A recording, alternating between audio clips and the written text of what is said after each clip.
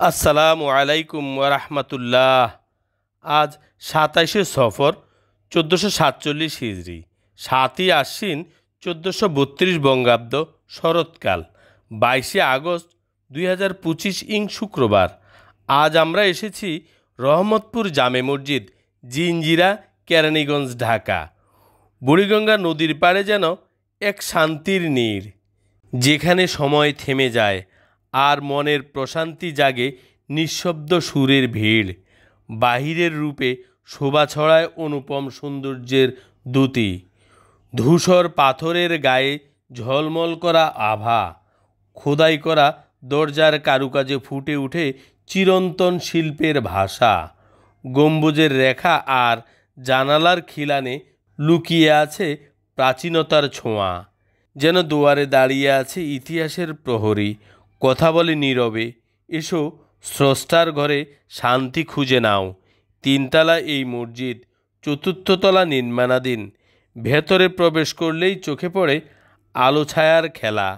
সাদা মার্বেলের মেঝেতে আঁকা সাদামাটা রেখা, আর সুদৃশ্য স্তম্ভগুলো যেন দাঁড়িয়ে আছে সম্মানের ভেলায়। স্তম্ভের গায়ে মোজাইকের নকশা, রঙিন ফুলের কারুকাজ, যা বলে দেয় স্রষ্টার ঘর শুধু ইবাদতের জন্য নয়, এ এক সৌন্দর্যের অমলিন কাব্য। মেহরাবের দেয়াল জুড়ে রঙিন টাইলসের সমারোহ, নীল, সবুজ আর সাদা মিলে সৃষ্টি করেছে অনন্য শোভা। তার মাঝখানে ঝুলে থাকা ঝাড়বাতি যেন আকাশের নক্ষত্রের মতো নরম আলো ছড়িয়ে দিচ্ছে ইবাদতের তেমনই পবিত্রতায় ভরা।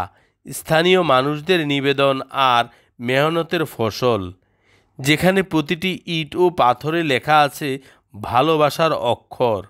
দশক পেরিয়ে দাঁড়িয়ে আছে অটল, যেন বলছে ইখলাসে গড়া কিছু কখনো ভাঙে না।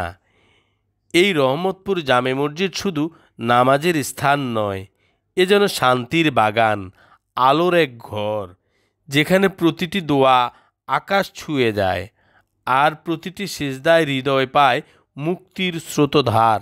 এই সৌন্দর্য কেবল চোখে দেখার নয়, এ হৃদয়ে অনুভবের। আজ আমরা হাজারো মুসল্লির সাথে জুমার নামাজ আদায় করলাম এই মসজিদে। আমাদের কাছে ভীষণ ভালো লাগলো। আমাকে উৎসাহী রাখতে ও আপনাদের সুবিধার্থে আমি আপনাদেরকে প্রতি শুক্রবার একটি মসজিদের পরিচয় করিয়ে দিয়ে আসছি। যাদের কাছে আমার এই পরিচয় পর্বটি ভালো লাগে, তারা সাবস্ক্রাইব করে রাখলে পরবর্তী মসজিদের পরিচয় পেতে সহজ হবে। আর যারা সাবস্ক্রাইব করে রেখেছেন তাদেরকে অসংখ্য ধন্যবাদ। আসসালামু আলাইকুম ওয়া রাহমাতুল্লাহ।